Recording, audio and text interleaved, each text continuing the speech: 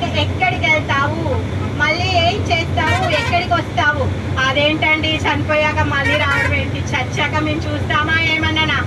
చచ్చాక చూసుకున్నాలే, ఉన్నన్ని రోజులు బాగా తిని ఎంజాయ్ చేసేస్తాము అనుకుంటారా?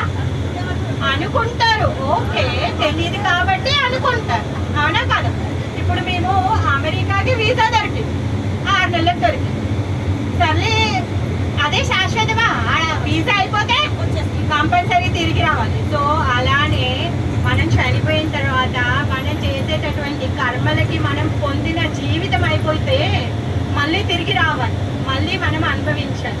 ఏ విధంగా అయితే అమెరికా వీసా ఖతమైపోతుందో మన కర్మ కూడా అలానే. మనం పుణ్యం చేసినా పాపం చేసినా మనమే అనుభవించాలి.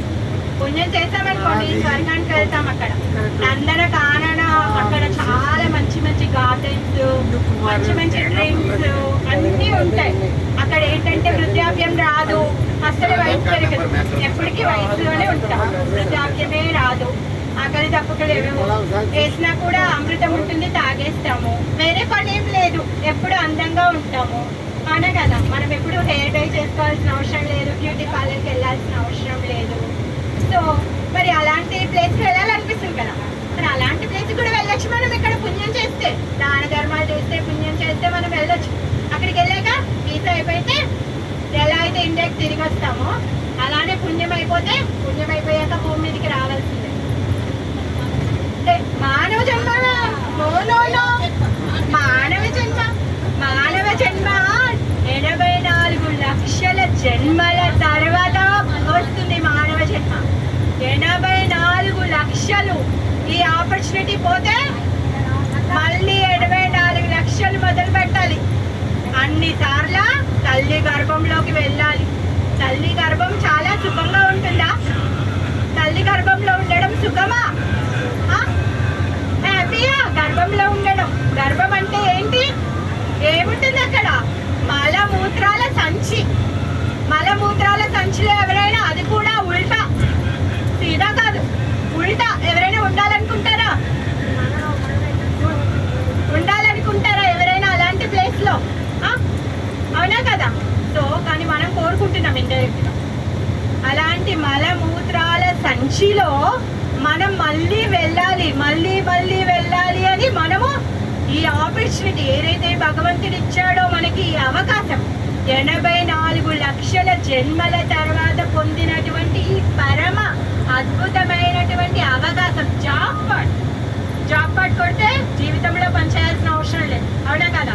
అలానే భగవంతుడు ఇచ్చినటువంటి ఈ శరీరం కూడా అలాంటి జాబ్ పాట్. ఏంటంటే మళ్ళీ తిరిగి గర్భంలోనికి ప్రవేశించలేకుండా మనని మనం చేసుకోవచ్చు. మరి ఎలా చేసుకోగలుగుతాము? ఎప్పుడైతే మనము భగవంతుడికి శరణాగతి పొందుతామో అప్పుడు మనము ఈ జన్మ, జర, మృత్యు, వ్యాధి, మనకున్న 4 సమస్యలు ఏంటి తెలుసా? జన్మ ఎంత కష్టమైంది. అందరూ అమ్మలు ఉన్నారు, అందరికీ తెలుసు డెలివరీ ఎంత బాధాకరమైన విషయము. ఆ గర్భంలో పిల్లోడు ఎలా ఉంటాడు? మలమూత్రాల సంచిలో ఉల్టాలు అట్టయించి ఉంటాడు. అలాంటి భయంకరమైన పరిస్థితి జన్మ. జర, ముసలితనం హ్యాపీయా మాతాజీ? వృద్ధాప్యం హ్యాపీయా? ఎవరైనా వృద్ధులం అవ్వాలి అనుకుంటారా? భయమేస్తుంది కదా? నాకే భయమేస్తుంది. శరీరం బాధగా అవుతూ ఉంటే నాకే భయమేస్తుంది. ఎందుకంటే లాస్ట్ 10 years బ్యాక్ ఎంత యాక్టివ్గా నేనున్నానో నేను ఇప్పుడు అంత యాక్టివ్గా లేను, అది నాకు తెలుస్తుంది. సో వృద్ధాప్యం ఎవరికి ఇష్టం లేదు, అవునా కదా? జన్మ, జర, మృత్యు, చావు అంటే ఎవరికైనా ఇష్టమా? ఎవరైనా చావుని కోరుకుంటారా? చావుని కోరుకునే వాళ్ళు ఎవరైనా ఉన్నారా? చావు ఎంత భయానకమైంది అంటే, ఒక్క తేలు కుడితే ఎంత మండుతుందో తెలుసా? చనిపోయేటప్పుడు 40,000 తేళ్లు కుడితే ఎంత బాధ ఉంటుందో అంత బాధ ఉంటుంది. చావు అంత భయంకరమైంది.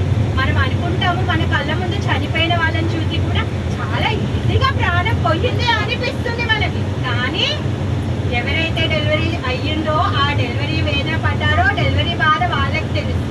ఎవరైతే చనిపోయారో ఆ 40,000 తేళ్ళు ఎప్పుడైతే కూడిన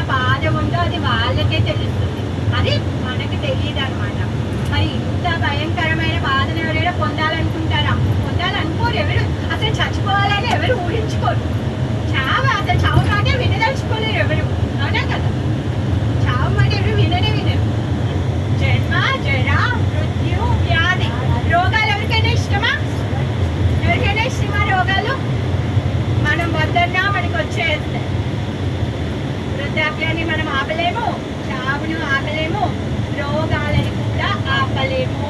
అలానే మనం ఇప్పుడు మంచి కర్మలు చెయ్యకపోతే పుట్టుకని కూడా ఆపలేము, జన్మని కూడా ఆపలేము. జన్మ సుఖమైంది కాదు, చాలా బాధాకరమైంది. మరి ఈ 4 సమస్యలు మనకున్నవి ఏంటి అంటే జన్మ, జరా, మృత్యు, వ్యాధి. మనం బాధపడుతుంది ఈ 4 సమస్యలు. ఇవి చాలా తీవ్రమైన సమస్యలు, ఎమర్జెన్సీ. వీటికి ఈ ఎమర్జెన్సీ ఎంత ఎమర్జెన్సీ ఉందంటే మనకి ఇవి మళ్ళీ మనం ఇవి పొందాలి అని కోరుకోవద్దు, ఎందుకంటే అంత బాధాకరమైన విషయం. అలాంటి బాధాకర విషయాలు మళ్ళీ మళ్ళీ పొందాలి అంటే ఎంత కష్టమో, అవునా కదా? మరి జన్మ, జరా, మృత్యు, వ్యాధి నుంచి తప్పించుకోవాలంటే ఏం చేయాలి? భగవంతుడి యొక్క నామ జపం చేయాలి, అవునా కదా? మరి భగవంతుడు ఎవరు? పరమ శివుడు. ఏం చెప్తున్నాడు? రామనామాన్ని స్మరణ చేస్తున్నారు. మనం ముక్తులం అవ్వాలి అంటే శివుడు ఏం చేస్తున్నాడు? రామాన్ని మన చెవిలో చెప్తున్నాడు. నానేం చేస్తాడు? ఎప్పుడు ఏం చెయ్యాలో చేసి చూపిస్తాడు, అవునా కదా? మనం మన అలవాట్లు ఎక్కడి నుంచి నేర్చుకుంటాం? నాన్న దగ్గర నుంచి నేర్చుకుంటాం, అవునా కదా? అవునా కదా మాతాజీ? మనందరికీ రోల్ మోడల్ నాన్న కదా, కదా మాతాజీ? రోల్ మోడల్ నాన్ననే కదా, అవునా కదా? సో మన రోల్ మోడల్ ఎవరు? మన నాన్న పరమశివుడు. ఆయన ఏం చేస్తున్నారు? రామనామాన్ని జపం చేస్తున్నారు. ఏం చేయాలి? భగవంతుడి యొక్క నామం. భగవంతుడి యొక్క నామం అంటే రామనామం. ఓకే, ఆ రామనామాన్ని ఎప్పుడైతే జపం చేస్తామో, ఆ రాముడికి ఎప్పుడైతే శరణాగతి పొందుతామో, ఆ రాముడికి ఎప్పుడైతే సేవ చేస్తామో, ఆ రాముడి యొక్క ప్రసాదాన్ని ఎప్పుడైతే సేవిస్తామో, అప్పుడు మనము ఈ 4 సమస్యల్లో నుంచి కొంచెం కొంచెంగా బయటికి వెళ్ళగలుగుతాం. లేకపోతే మనం ఇష్టం వచ్చిన నామాన్ని మనం జపం చేసి, మన ఇష్టం వచ్చిన పద్ధతిలో మన ఇష్టం వచ్చిన పూజలు చేస్తే మన సమయం వేస్ట్ అవుతుంది. ఇప్పుడు మా అమ్మాయిని నేను స్కూల్ పంపించాను, అది చదవలేదు అంటే ఏమైంది? తన స్కూల్ లైఫ్ వేస్ట్ అయిపోయింది, అవునా కదా? సో భగవంతుడు ఇచ్చినటువంటి ఈ పరమ అద్భుతమైన అవకాశాన్ని మనం వదిలిపెట్టుకున్న వాళ్ళం అయిపోతాం. సాక్షాత్ నాన్న పరమశివుడు ఇది చేసి చూపిస్తున్నాడు. అదేంటండి నాన్న నాన్న నాన్న నాన్న, శివుడు శివుడు శివుడు, నాన్న నాన్న అంటున్నారు. ఎప్పుడు చూసినా ఆ శ్మశానంలో ఉంటాడు, పాములు మెడలో వేసుకుంటాడు, ఎప్పుడు కపాలాలు మెడలో వేసుకుంటాడు. ఆయన నాన్న అంటారు ఏంటి అండి? డౌట్ రావట్లేదా? వస్తుందా? ఆయన నాన్న అంటారేంటి? మీకు అసలు ఏమైనా గుర్తుందా అనిపిస్తుందా? ఎందుకు అంటే మనము మన అలవాట్ల ద్వారా పైశాచికత్వాన్ని పెంచుకుంటాం. మనం చనిపోయాక ఏమవుతున్నామంటే మన యొక్క అలవాట్ల వలన, మన యొక్క పద్ధతుల వలన అధోలోకానికి పడిపోతున్నాం. చనిపోయాక పిశాచులం అవుతున్నాం. పిశాచులైన వాళ్ళని ఎవరు పట్టించుకుంటారు? తండ్రి ఎంత కరుణామయుడండి. పిల్లోడు ఎంత చెడిపోయినా కూడా ఆ పిల్లోడిని పట్టుకొని బాగుపరచాలి అనుకుంటాడు. ఆ విధంగా పరమశివుడు కూడా మనం పిశాచులం అయిపోతే మనని పట్టించుకొని మనని ఉన్నతమైన స్థానానికి తను ఎత్తడానికి ప్రయత్నిస్తున్నాడు. ఏ విధంగా అంటే ఎందుకు మనము పిశాచులం అయిపోయాం? మన యొక్క అలవాట్ల పద్ధతుల వలన, మన పూజా విధానాల వల్ల. అదేంటండి? పూజ చేస్తే కూడా తప్ప? పూజలాగానే చెయ్యాలి, అర్చన లాగానే చెయ్యాలి. మరి అర్చన ఎవరికి చెయ్యాలో వాళ్ళకే చెయ్యాలి. నేను వచ్చాను, ఇప్పుడు ఇంతసేపు మాట్లాడాను, నా పేరు సరే అంటే మా గురువు గారు ఇచ్చారు కాబట్టి నా పేరు రాధాప్రియ. రాధాప్రియ నామం మీరు జపిస్తే మీరు రాధమ్మ దగ్గరికి వెళ్ళిపోతారు, దాంట్లో డౌట్ లేదు. దానికంటే ముందు నా పేరు రజిత. వచ్చి ఇంతసేపు మాట్లాడాను కదా, నా పేరు రజిత, నా పేరు జపించండి అని చెప్తారు. జపిస్తారా? ప్లీజ్ జపించండి కదా. నేను కూడా కొంచెం ఏదైనా అంటే ఇంకా 2 గంటలు ఎక్కువ మాట్లాడతాను, ఇంకా బాగా పాడతాను, లేకపోతే ఏమైనా చేస్తాను, ఏదైనా చేస్తాను. నా పేరు చెప్పించండి, రజిత రజిత అని చెప్పండి అంటే చెప్తారా? ఎందుకు చెప్పరు?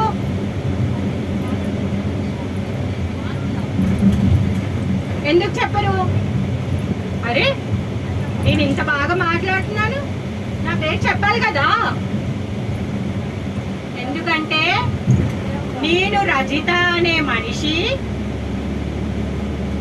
ఫ్యూచర్ లో వచ్చి అవతరిస్తున్నాను అని ఏ భాగవత పురాణం కానీ, ఏ ఉపనిషత్తు కానీ, ఏ వేద మంత్రాలు కానీ రాసాయా? మరి మీరు చేసేటటువంటి పూజ, అర్చనము, జపము ఎలా ఉండాలి? వేదాల్లో చెప్పినట్టుగా ఉండాలి, ఉపనిషత్తులో చెప్పినట్టుగా ఉండాలి, పురాణాల్లో చెప్పినట్టుగా ఉండాలి. మీకు నచ్చినట్టుగా అల్లా అక్బర్ అనమనిందా మాతాజీ అనేస్తారా? వేదాల్లో చెప్పబడి ఉందా? ఎవరి నామం పడితే వాళ్ళ నామం జపిస్తే మీ సమయం వృధా అవుతుంది. అదేంటంటే మాకు శ్రద్ధ ఉంది మేము జపిస్తాము అంటే అది మీ ఇష్టం. స్కూల్కి పంపించిన పిల్లోడు స్కూల్కి వెళ్ళకుండా వాడి ఇష్టం వచ్చిన పని చేసుకుంటున్నాడు, అది వాడి ఇష్టము, ఇంకేం చేయలేదు. దాన్ని నేను ఇంటర్ఫియర్ అవ్వను, అవునా కదా? సో మరి భగవంతుడి యొక్క శరణాగతి పొందాలి అని ఎవరు చెప్తున్నారు? శివుడు కంప్లీట్ చేశాక దుర్గమ్మ దగ్గరికి వస్తాడు. పరమశివుడు శ్మశానంలో ఎందుకు కూర్చున్నాడు? కపాలాలు ఎందుకు వేసుకున్నాడు? ఆ బూడిదని ఎందుకు పోసుకుంటున్నాడు? పరమశివుడు పరమ కరుణామయుడు. శివుడి యొక్క ఇంకొక పేరేంటి? శివుడి యొక్క ఇంకొక పేరు రుద్రుడు, ఇంకా కాలుడు, అశుతోషుడు, పరమేశ్వరుడు, శంకరుడు, బోలా శంకరుడు. బోలా శంకరుడు అని ఎందుకు అంటున్నారు?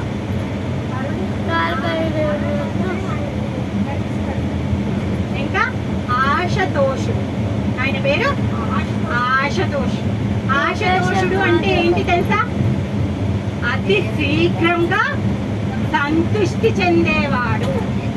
చాలా తొందరగా ఏంటంట, ఒక లోట నీళ్లు పోస్తే చాలు, మీరు పెద్ద అర్చన విధానాలు, ధూప దీప నైవేద్యాలు, షోడశ ఉపచారాలు ఏమీ అవసరం లేదు. ఆయన మీరు ఒక లోట నీళ్ళు అర్పిస్తే చాలు, ఆయన మీరు అడిగింది ఇచ్చేస్తాడు. ఆయన ఎందుకు ఇచ్చేస్తాడు అంటే ఆయన చాలా బిజీగా ఉన్నారు. ఎలా బిజీగా ఉన్నారు? చేతులు ఏముంది? అక్షమాల ఉంది, రామనామాన్ని జపం చేస్తూ ఉన్నాడు ఆయన. ఇప్పుడు నాన్న మీటింగ్ అవుతుంది, ఇంపార్టెంట్ పర్సన్ వచ్చారు, మాట్లాడుతూ ఉన్నాడు. పిల్లడు వచ్చి ఏం చేస్తాడు? నాన్న ప్లీజ్ మొబైల్, నాన్న ప్లీజ్ మొబైల్ అని 2 సార్లు అడిగాడు అనుకో, డిస్టర్బ్ అవుతుంది అని చెప్పేసి మొబైల్ తీసి ఇచ్చేస్తాడు.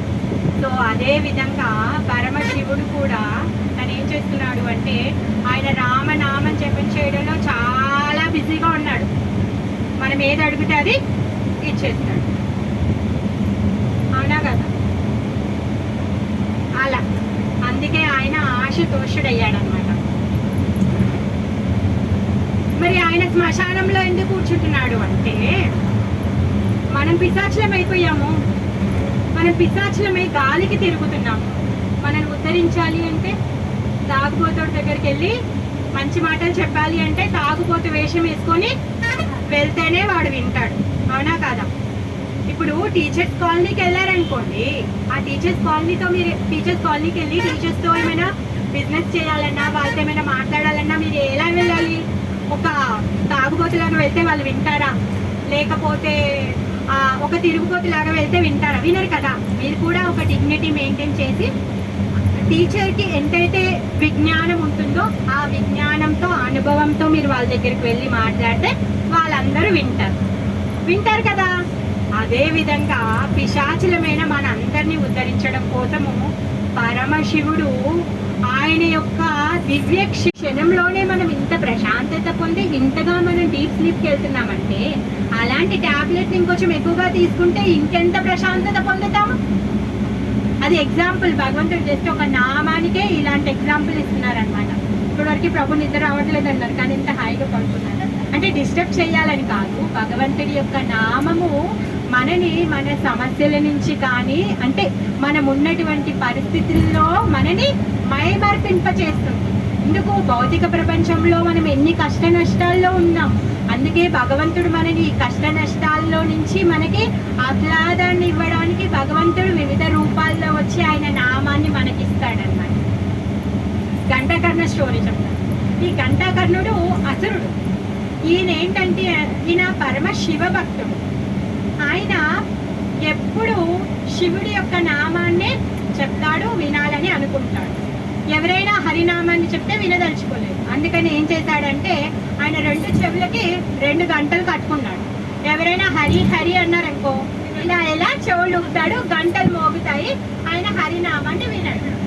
ఆ విధంగా ఎప్పుడు హరాలనే ఉంటాడన్నమాట. మరి అంత హరభక్తిలో ఉండి శివుడి భక్తి చేసి తను ఎప్పుడైతే శరీర ఆవసన అయిపోయింది, ఇంకా ఆయన ఏం చేస్తాడంటే కైలాసానికి వెళ్తాడు. కైలాసానికి వెళ్ళిన తర్వాత శివుడు చూస్తాడనమాట. నువ్వేంటి నాయన ఇక్కడికి వచ్చావు అనేసి అంటే, అదేంటి స్వామి నువ్వు ముక్తినిస్తావని చెప్పి నీ దగ్గరికి వచ్చాను అనేసి అంటాడనమాట. అప్పుడు శివుడు అంటాడు, ముక్తి నా దగ్గర ఎక్కడుంది అయ్యా, ముక్తినిచ్చువాడు ముకుందుడు, ఆ ముకుందుడు నీ పక్కకే ఉన్నాడు. అప్పుడంట ఘంటాకర్ణుడు ఉన్న సమయంలో సాక్షాత్ కృష్ణుడు ద్వారకాలో ఉన్నాడట. నువ్వు ముక్తినిచ్చేటటువంటి ఆ ముకుందుని వదిలిపెట్టి ఇంత కష్టపడి కైలాసానికి వచ్చావు, ఇంత టైం వేస్ట్ చేసుకున్నావేంటి నాయన అనేసి అన్నాడంట. అప్పుడు ఘంటాకర్ణుడు అంటాడు, అయ్యో నేను ఇంత పెద్ద తప్పు చేశాను, ఎవరైనా హరి అంటే వినొద్దని చెప్పేసి నేను గంటలు కట్టుకున్నాను, ఇంత పెద్ద అపరాధం చేశాను, నేను ఇలాంటి అపరాధం చేసిన వాడిని నన్ను ఆ స్వామి స్వీకరిస్తాడా అని ఏడుస్తాడంట. అప్పుడు శివుడు చెప్తాడనమాట, అయ్యో ఆయన ఎదురు చూస్తున్నాడు నీ కోసం, నువ్వు వెళ్ళు అనేసి అంటే ఘంటాకర్ణుడు కైలాసం నుంచి వచ్చి ద్వారకా వైపు ఒక అడుగేస్తాడంట. ఎదురుగా కృష్ణుడు వచ్చి ఆయనను ఆలింగనం చేసుకుంటాడనమాట. అయితే మీరు బద్రీనాథ్ వెళ్ళారు ఎవరైనా? బద్రీనాథ్ లో క్షేత్ర పాలకుడిగా ఘంటాకర్ణుడు ఉంటాడు, దర్శనం చేసుకున్నారా? ఆయనే ఆ ఘంటాకర్ణుడు. ఆయనకే ఇది అంటే ఈ సాక్షాత్కారంగా అంటే హరిభక్తి చేసి ముక్తి పొందుతాడు. సాక్షాత్ ఆ కృష్ణుడి యొక్క కొలువులో నిలువై ఉన్నాడు. మనమందరము ఒక దర్శనానికే వెళ్తున్నాం, కానీ ఘంటాకర్ణుడు నిత్యంగా ఎల్లప్పుడూ ఆ బద్రీనారాయణ యొక్క సేవలో ఉన్నాడనమాట, శాశ్వతమైన సేవలో ఉన్నాడనమాట.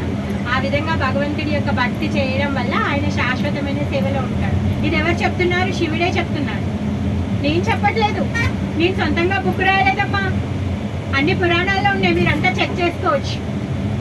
నా సొంతంగా ఏది చెప్పట్లేదు.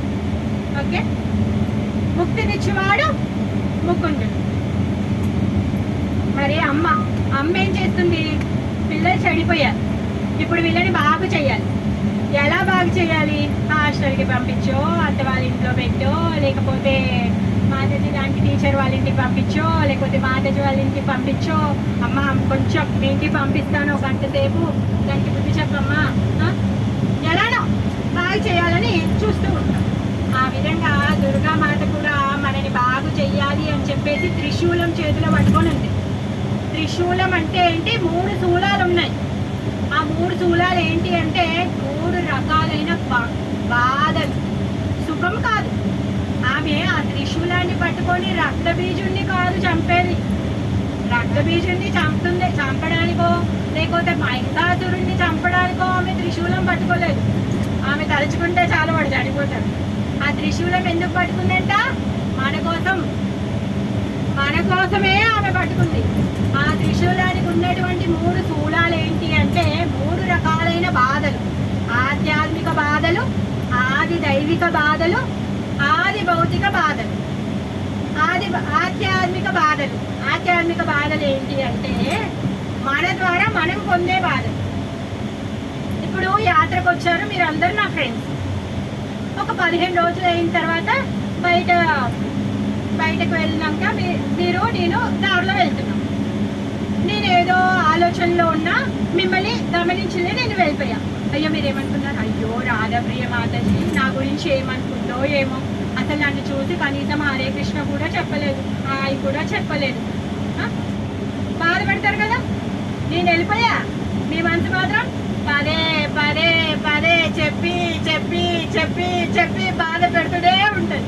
మళ్ళీ రాధాప్రియ మాతాజీ కనిపించి, అయ్యో నేను మిమ్మల్ని చూడలేదు మాతాజీ, సారీ మాతాజీ నేను మిమ్మల్ని చూడలేదు అని చెప్పేంత వరకు మన మనసు మనని బాధ పెడుతూనే ఉంటుంది. అంటే మనం పొద్దున్న నుంచి రాత్రి వరకు ఆ విధంగా మన మనస్సు ఆవేదనలో ఎంతో ఉంటాం.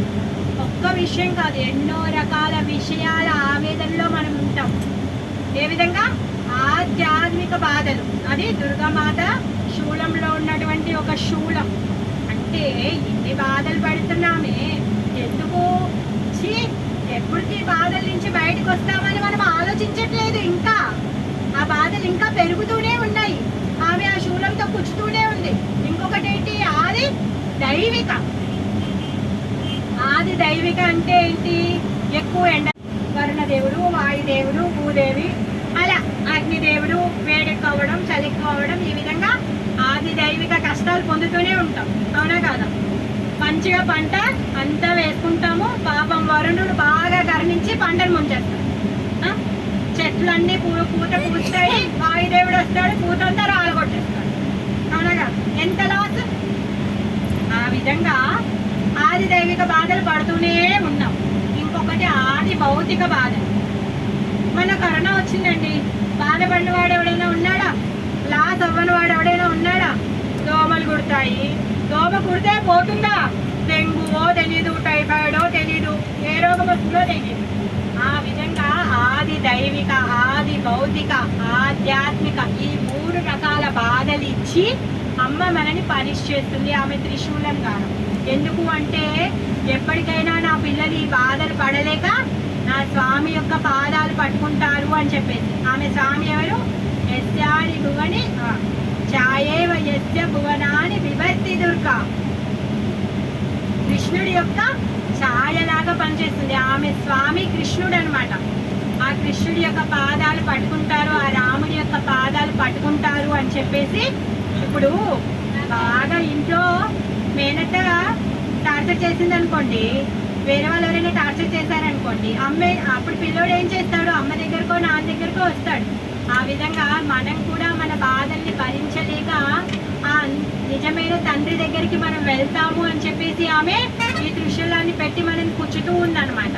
అది మనం అర్థం చేసుకోవట్లేదు. మనం ఏమనుకుంటున్నామో ఆ మహిషాసురుడినో లేకపోతే రక్తబీజుడినో చంపడానికి ఆమె త్రిశూలం చేతిలో పట్టుకుంది అనేసి అనుకుంటున్నాం అనమాట. మరి వీళ్ళందరూ కూడా మనకి ఏం నేర్పిస్తున్నారు? శరణాగతి నేర్పిస్తున్నారు. ఆ శరణాగతి ఎలా చెయ్యాలి, శరణాగతి చేసిన తర్వాత మనం పొందేటటువంటి ఆనందం ఏంటి, అది నేర్పిస్తూ ఉన్నారనమాట.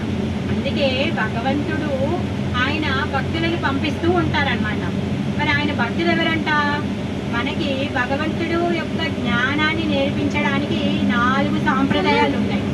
శ్రీ సాంప్రదాయం, రామానుజ సాంప్రదాయం, కుమార సాంప్రదాయం, శివుడి నుంచి వచ్చే సాంప్రదాయం. ఎవరైతే పరమశివుడి యొక్క పరమ భక్తులు ఉన్నారో వాళ్ళు రాముడి సేవ చేస్తారు. నిజంగా ఆ పరంపరలో జ్ఞానాన్ని పొందినవాడు చతుష్కుమారులు దాంట్లో వచ్చినవాడు. తర్వాత మధ్వ గౌడీయ సాంప్రదాయం. ఆ మధ్వ గౌడీయ సాంప్రదాయం మాది. మేము ఏదైతే ఇస్కాన్ చెప్తూ ఉన్నారో ఇది మధ్వ గౌడీయ సాంప్రదాయం. ఈ సాంప్రదాయం కుమార సాంప్రదాయం. కుమార సాంప్రదాయం వచ్చేసి సనక సనందర సనత్ కుమారులు, ఈ 4 కుమారుల నుంచి వచ్చింది. రుద్ర సాంప్రదాయం వచ్చేసి శివుడి నుంచి వచ్చింది. ఈ విధంగా ఈ 4 సాంప్రదాయాలు నిజమైన సాంప్రదాయాలు ఉన్నాయి. మీరు మీ దగ్గరకు వచ్చి ఎవరైనా ఏదైనా చెప్తే మీరు ఏ సాంప్రదాయంలో ఉన్నారు అని అడిగి వాళ్ళు చెప్పింది నిజమా కాదా, వాళ్ళు ఉపనిషత్తుల ప్రకారంగా చెప్తున్నారా లేకపోతే పురాణ ప్రకారంగా చెప్తున్నారా తెలుసుకొని వాళ్ళ దగ్గర విని అప్పుడు మీరు ఫాలో చేయండి. లేకపోతే గేరా గేరా నత్తు గేరా ఎవరంటే వాళ్ళు వచ్చి నా నామాన్ని చెప్పండి, ఈ పూజ చేయండి, ఈ అర్చన చేయండి, ఈ ఉద్యాపన చేయండి అంటే మీరందరూ మీ టైం వేస్ట్ అయ్యింది. సో 84 లక్షల తర్వాత వచ్చినటువంటి ఈ మానవ జన్మను ఉపయోగించుకోవాలి అంటే ఈ 4 సాంప్రదాయాల్లో ఉన్నటువంటి వారి మాట విని ఆ విధంగా మీ యొక్క భక్తిని, మీ యొక్క సమయాన్ని వెచ్చించండి. అదేంటంటే ఎంతసేపు చూసినా భక్తి భక్తి అని చెప్తారు, భక్తి చేసినంత మాత్రాన మీకు కష్టాలు లేవా? డౌట్ వచ్చిందా? అంతే కష్టాలు లేకుండా ఈ భౌతిక ప్రపంచంలో ఎవరు ఉండరు. ఈ భౌతిక ప్రపంచానికి ఇంకొక పేరేంటి? దుఃఖాలయం. మనం వెజిటేబుల్ మార్కెట్కి వెళ్ళామనుకోండి వెజిటేబుల్స్ దొరుకుతాయి, అవునా కాదు? లైబ్రరీకి వెళ్ళామనుకోండి బుక్స్ దొరుకుతాయి, ఫ్రూట్ మార్కెట్కి వెళ్తే ఫ్రూట్స్ దొరుకుతాయి. మరి దుఃఖాలయంలో ఉన్నా మనకు అందరికీ దుఃఖాలే ఉంటాయి. ఇక్కడ నో సంతోషం. మనం ఏమనుకుంటున్నామంటే అప్పుడప్పుడు వచ్చే సంతోషాన్ని గొప్ప సంతోషం అనుకుంటున్నాం, కానీ ఇక్కడ ఎవరు సంతోషంగా లేరు. మీరందరూ మేము సంతోషంగా ఉన్నామన్నా కానీ మీరందరూ అబద్ధం చెప్తున్నారని నాకు తెలుసు. ఈ భౌతిక ప్రపంచంలో ఎవరు సంతోషంగా ఉండరు. మనం అనుకునే సంతోషం చాలా తక్కువ సమయంలో ఉండేది, చాలా కొంచెం సేపు మాత్రమే ఉంటుంది. ఐఫోన్ కొన్న తర్వాత ఒక 10 రోజులు మాత్రమే సంతోషం ఉంటుంది, తర్వాత ఉండదు. కొత్త డ్రెస్ కొనుక్కున్నాక ఫస్ట్ టైం వేసుకున్నప్పుడే ఆ సంతోషం ఉంటుంది, తర్వాత ఉండదు. గులాబ్ జామున్ తినాలి అంటే తిన్నంతసేపే ఉంటుంది, శాశ్వతంగా సంతోషం ఉంటుంది. అలా ఇక్కడ ఎవరు శాశ్వతమైన ఆనందం ఎవరూ లేరు. మరి కష్టాలు రావా అంటే వస్తాయి. ఇప్పుడు ముళ్ళబాట ఉందనుకోండి, ఆ ముళ్ళబాటలో మీరు నడవాలి. ఎలా నడుస్తారు? ముళ్ళులు కొచ్చుకుంటాయి, చెప్పు కూడా దిగుతుంది, అవునా కదా? మరి అన్ని ఒక్కొక్క ముళ్ళు ఏరుకుంటూ కూర్చుంటారు కదా. అదే ఇంత మందపాటి షూస్ వేసుకుంటే చాలా ఈజీగా వెళ్ళిపోతారా లేదా? ముళ్ళదారి. అదే ఈ భౌతిక ప్రపంచం అంతా ముళ్ళదారి. ఆ షూస్ ప్రొటెక్షన్ ఏంటి అంటే భగవంతుడి యొక్క శరణాగతి, భగవంతుడి యొక్క నామ జపం. ఏంటా నామము? రామనామము. శివుడు చెప్తున్నాడు, అది నేను చెప్పట్లేదు. శివుడి చేతిలో ఎప్పుడూ జపమాల ఉంటుంది, ఆయన ఎప్పుడూ ఉండడు.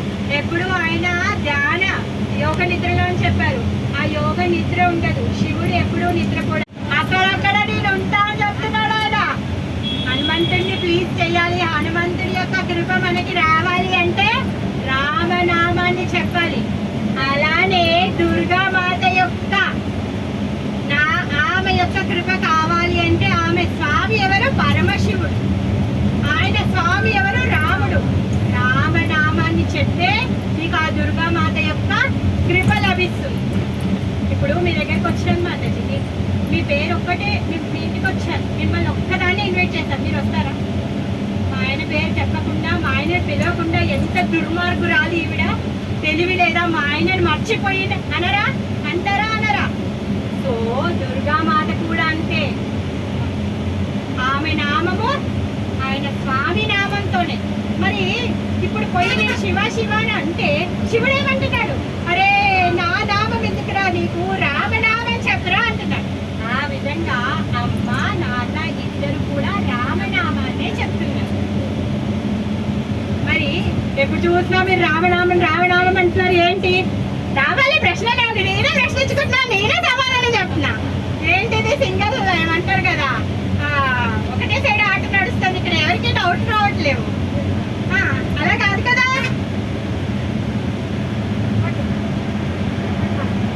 ఇప్పుడు సత్యయుగంలో ఉన్న వాళ్ళ యొక్క ఆయుష్ ఎంత తెలుసా? 1,00,000 సంవత్సరాలు. సత్యయుగంలో ఉన్న వాళ్ళు 1,00,000 సంవత్సరాలు బ్రతుకుతారు వాళ్ళు. మరి వాళ్ళు ఏం చేసేవాళ్ళంట?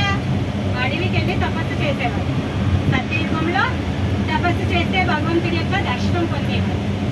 తర్వాత త్రేతాయుగం వచ్చింది. త్రేతాయుగంలో ఉన్న వాళ్ళ యొక్క ఆయుష్ 10,000 సంవత్సరాలు. వాళ్ళు ఏం చేసేవాళ్ళంటే యజ్ఞాలు చేసేవాళ్ళు. 100 సంవత్సరాలు, 300 సంవత్సరాలు అలా ఒక్క దగ్గరే కూర్చొని అశ్వమేధ యజ్ఞం, తర్వాత గవాలంబ యజ్ఞం, చాలా యజ్ఞాలు ఉన్నాయి, సారీ నేను మర్చిపోయాను. అలాంటి యజ్ఞాలు చేసేవాళ్ళు. మనం చేయగలుగుతామా? మన దగ్గర ఆయుష్ లేదు, తపస్సు చేయలేదు. అడవికి వెళ్ళి తపస్సు చేయగలుగుతామా?